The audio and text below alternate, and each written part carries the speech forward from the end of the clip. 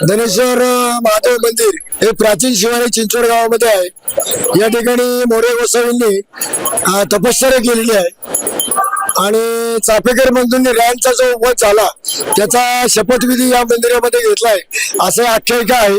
त्या इतिहास आपल्याकडे त्याची नोंद आहे। आणि आता शिवरात्री निमित्त आपण या ठिकाणी आपले ज्ञानेश्वर महाराज जाधव आळंदीचे यांचा आता आपल्याकडे श्रीराम चरित्र सोहळा हा प्रवचनाचा कार्यक्रम सप्ताह ठेवलेला होता। आता त्याची समाप्ती आपली परवा दिवशी शिवरात्रीच्या दुसऱ्या दिवशी काल्याची कीर्तनाने होणार आहे। आजच्या या कार्यक्रमामध्ये सकाळपासून महाशिवरात्र पहाट भोपाळी ते भैरवी असा एक श्वेता करमरकर यांचा कार्यक्रम झाला। त्यानंतर गावातील सगळे भजनी मंडळ आणि त्यानंतर संध्याकाळी भक्तिगीतांचा कार्यक्रम ठेवलेला आहे। ज्याप्रमाणे खर तर या आजच्या दिवशी शिवशंभो महादेवाचं आणि माता पार्वती मातेचं लग्न सोहळा असतो आणि आजची ही रात्र त्या दृष्टीने फार महत्वाची असते।